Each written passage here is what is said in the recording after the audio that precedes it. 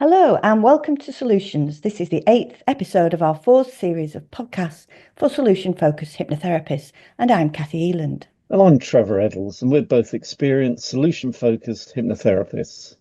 This time we're looking at being trauma-informed and how it can help our work as solution-focused hypnotherapists. So, Kathy, what does it mean to be trauma-informed? Okay, so there are a number of working definitions, but basically being trauma-informed helps therapists to notice the signs of trauma that they might otherwise have missed when working with clients that didn't mention anything about trauma. It also helps therapists to better support clients who say they have experienced trauma by understanding the prevalence of trauma, recognizing the effects of trauma on clients and those close to them, and avoiding re-traumatizing their clients. Okay, so leading on from that, what is trauma? Okay, good question. So, according to Mind, trauma is when we experience very stressful, frightening, or distressing events that are difficult to cope with or out of our control.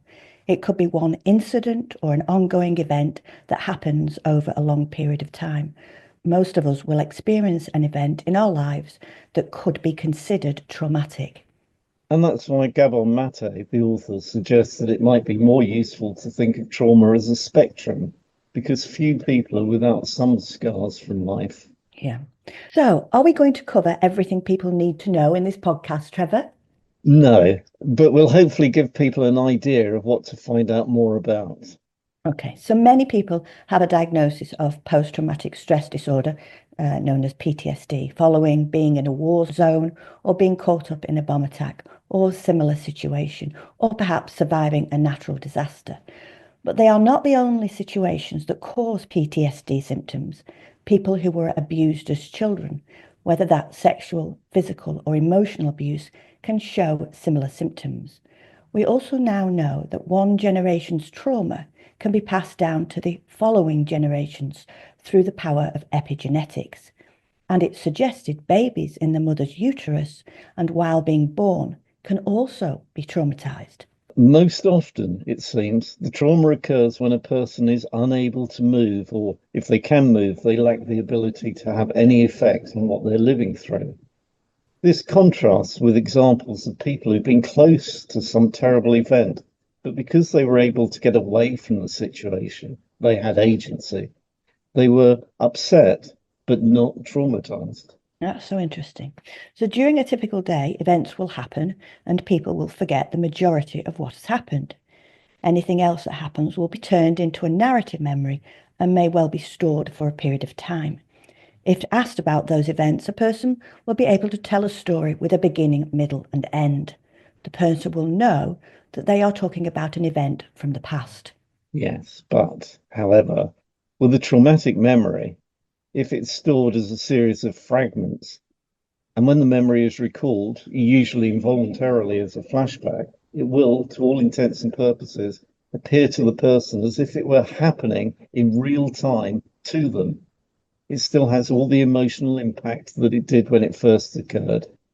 And deliberately trying to remember the traumatic event can make it seem like the person is experiencing them all over again. The power of the flashback doesn't diminish, even though the event may have taken place many years before. It can re-traumatize them. Now, many people think trauma is something that's happened to a person, but a better way of looking at it is to see it as what happens inside them. The impact of trauma is that it keeps a person stuck in the past until they can work through it. Trauma affects a person's sense of worth, their relationships, and their appreciation of life. An event is traumatizing or re traumatizing if it leaves a person more limited than before in a way that persists. It leaves them unable to respond flexibly to life's ups and downs. Trauma also separates a person's mind from their body. It's as if what's happening or has happened to the body is separate from them.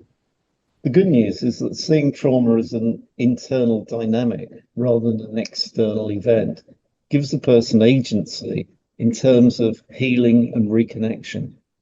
All right. So someone who has been traumatized will continue to organize their life as if the trauma was still going on. And every new encounter or event is contaminated by the past. The person becomes focused on suppressing their inner chaos rather being involved in their day-to-day life. And this can lead to a number of physical symptoms, including fibromyalgia, chronic fatigue, and other autoimmune diseases. Yeah, dissociation is typically experienced by traumatized people.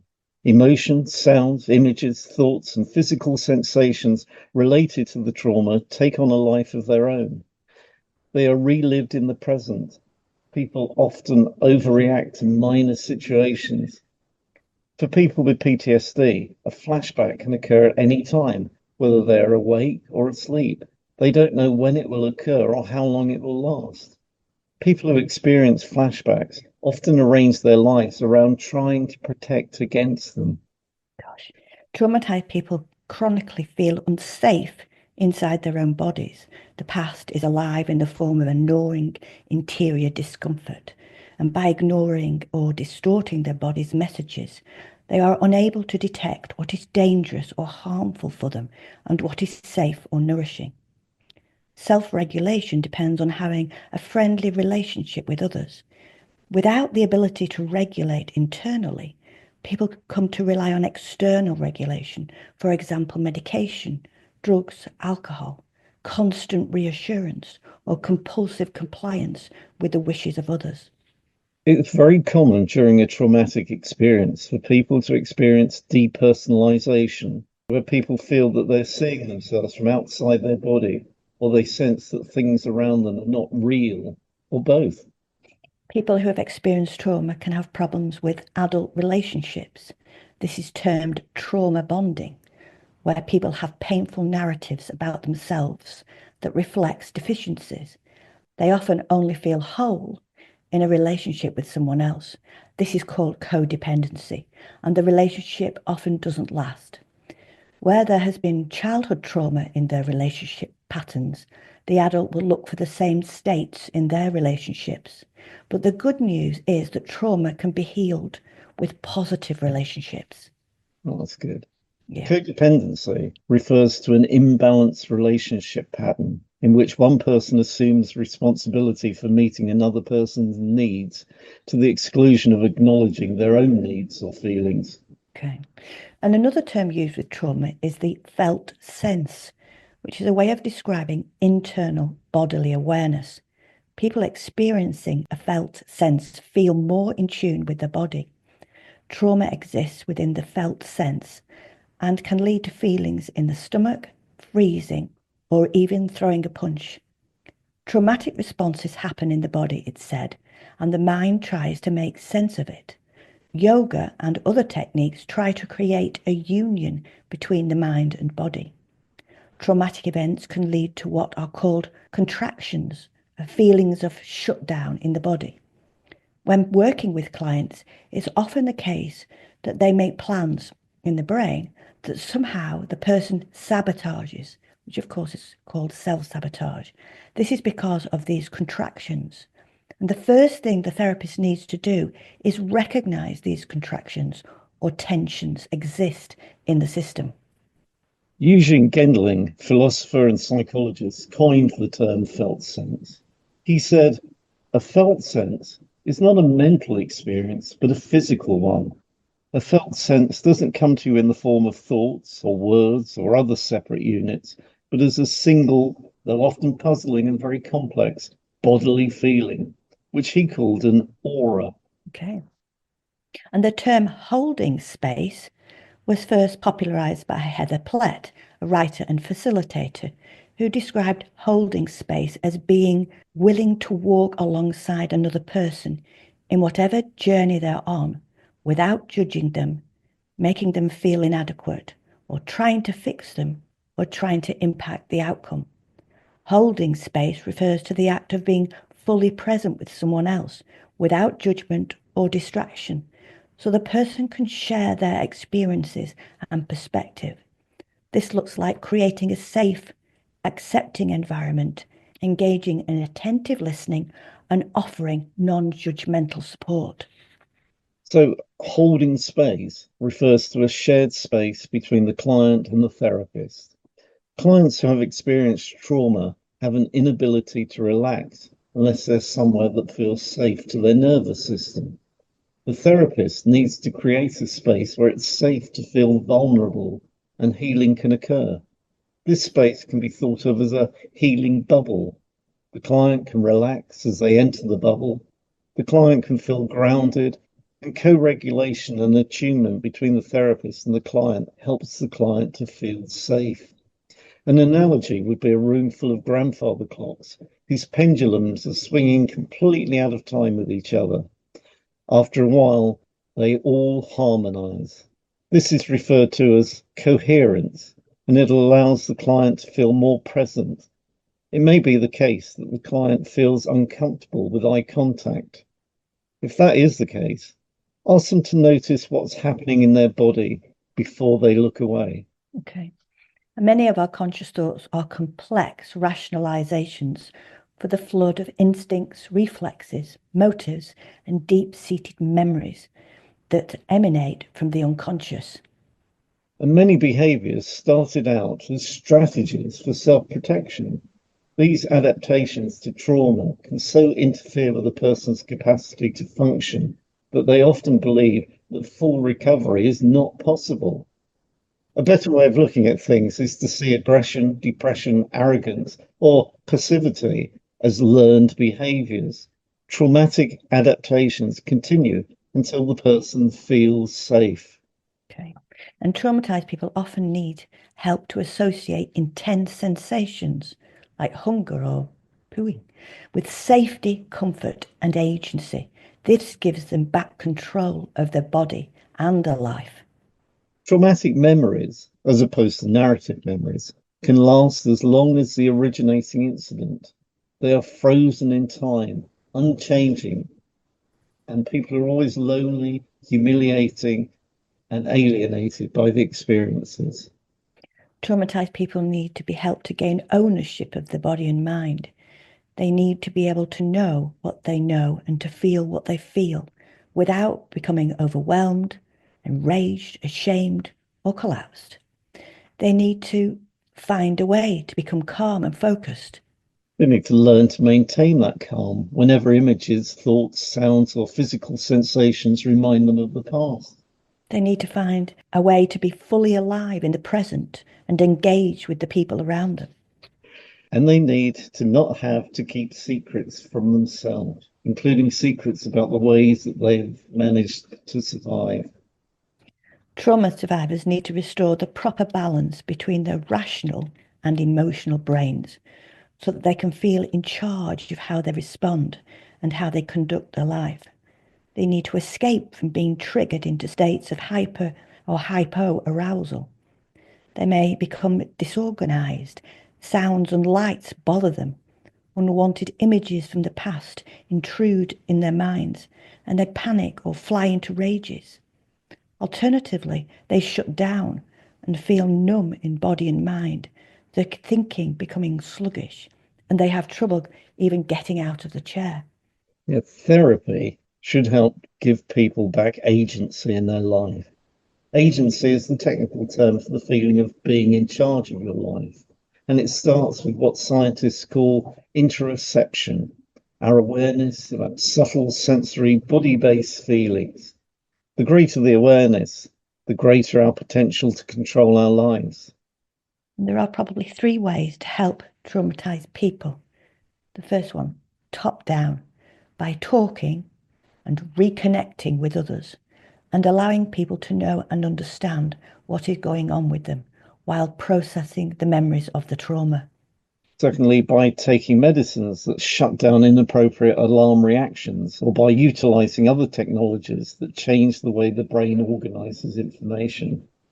And also bottom up, by allowing the body to have experiences that deeply and viscerally contradict the helplessness, rage, or collapse that results from trauma.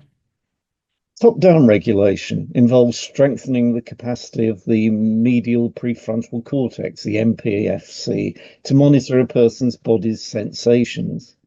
Mindfulness, meditation, and yoga can help with this. Bottom-up regulation involves recalibrating the autonomic nervous system, the ANS.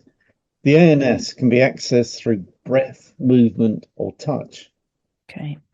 Following talking therapy, many traumatized people will understand the source of the impulses that they feel. However, that still doesn't help them to control those impulses. With nearly every part of their brain not operational, blanked out clients just can't think, feel deeply, remember, or make sense of what is going on. And that makes talk therapy virtually useless for them. Okay, so what's needed is for them to become alert and engaged. The bottom-up approach to therapy can change a person's physiology and their relationship to bodily sensations. People need to be helped to notice these bodily sensations. Techniques such as emotional freedom therapy, EFT, or tapping, rhythmic interactions with other people, and drumming or dancing to music also seems to work. Bottom-up therapy aims to draw out the sensory information that is blocked and frozen by trauma. It also helps patients befriend, rather than suppress, the energies released by that inner experience. And it helps complete the self-preserving physical actions that were thwarted when a person was trapped, restrained, or immobilized by terror. Okay. Trauma survivors need to become familiar with the sensations in their bodies and the way that their body interacts with the world around them. Physical self-awareness is the first step in releasing the tyranny of the past. It's useful to encourage people to first notice and then describe the feelings in their bodies. Not the emotions like anger, anxiety, or fear, but the physical sensations beneath the emotions. For example, pressure, heat, muscular tension, tingling, caving in, feeling hollow, and so on. It's also useful to work on identifying the sensations associated with relaxation or pleasure and help clients to become more aware of the breath, gestures, and movements. Desensitizing people to their past and expecting that re-exposure to their traumas will reduce emotional outbursts and flashbacks seems wrong because although it may make people less reactive, it doesn't address the issues of them not feeling a part of and enjoying everyday life events. Therapy needs to help bring online those brain structures that went offline when the person was traumatized. Similarly, the use of drug therapies only reduces symptoms but doesn't get to the root of the problem. Okay. But therapists mustn't try to fix their clients because, of course, this implies that the client is broken in some way, although clients may think they are broken. They have simply adapted to their traumatic situation rather than their current situation. And besides, no one's perfect. True. In therapy, revisiting the trauma should be done while people are, biologically speaking, firmly rooted in the present and feeling as calm, safe, and grounded as possible. Neuroception is a term coined by Stephen Porges to describe the capacity of a person to evaluate the relative danger and safety in their environment. If a person's neuroception is faulty, therapy needs to reset their physiology so that their survival mechanisms stop working against them. They need to be able to respond appropriately to danger and recover the capacity to experience safety, relaxation, and true reciprocity. People hug others as a way of calming themselves down, but people who've been physically or sexually violated are at the same time terrified of bodily contact. For them, therapy needs to help them to feel physical sensations and to tolerate and enjoy the comforts of touch. Yeah. And when people who are dissociated, the goal of treatment is association, i.e., integrating the traumatic memory into the ongoing narrative of life so that the brain can recognize that it is an event from the past and not part of the present. To enhance someone's self awareness, it's useful to say things like, notice that, or What happens next? And once the traumatized survivor can pay attention to their physical sensations, the next step is to label the sensations. For example, when I feel anxious, I feel a crushing sensation in my chest. Try saying to them, focus on that sensation and see how it changes when you take a deep breath out, or when you tap your chest just below your collarbone, or when you allow yourself to cry. This mindfulness exercise calms down the sympathetic nervous system, reducing the likelihood of a fight or flight response. Yet you can investigate their thoughts and physical sensations further by asking how particular thoughts register in their body, investigating how different thoughts, e.g., my girlfriend dumped me, produce different sensations. As they become aware of how their body organizes particular emotions or memories, they can begin to release sensations and impulses that they previously blocked. And once survivors realize that their post-traumatic reactions were an attempt to save their life, they may feel confident enough to revisit the trauma during a session. And therapists need to help traumatized people to stabilize and calm down, To lay traumatic memories and reenactments to rest. and to reconnect with other people. Once a survivor can tolerate being aware of their trauma-based physical experiences, they are likely to discover powerful physical impulses, e.g., hitting, pushing, or running, that arose during the trauma but were suppressed in order to survive. These impulses manifest themselves in subtle body movements, such as twisting, turning, or backing away. Amplifying these movements and experimenting with ways to modify them begins the process of bringing the incomplete trauma-related action tendencies to completion and can eventually lead to resolution of the trauma. Taking effective action gives a person back a sense of agency and a sense of being able to actively defend and protect themselves.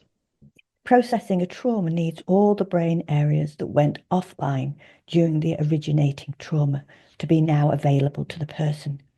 Two important areas are the dorsolateral prefrontal right cortex, which provides a sense of time and perspective and makes it possible to know that an event was in the past, and the sensory areas of the parietal lobe that integrates the images and sounds and sensations of trauma into a coherent story.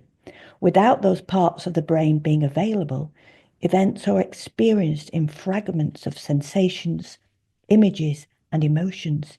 Keeping those areas available allows people to integrate their traumatic memories as belonging to the past.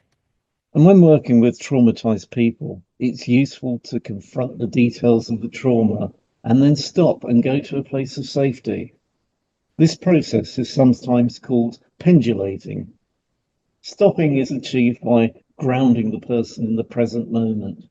And there are a number of techniques that seem to work with trauma survivors, including EMDR, yoga, neurofeedback, and others. Clients may show some of the symptoms of trauma without having a diagnosis of PTSD or similar, and the DSM-5 doesn't extend its PTSD diagnosis to include child abuse. We may see people with sleep problems, OCD, unwanted thoughts, and more. These may possibly be the results of unresolved trauma.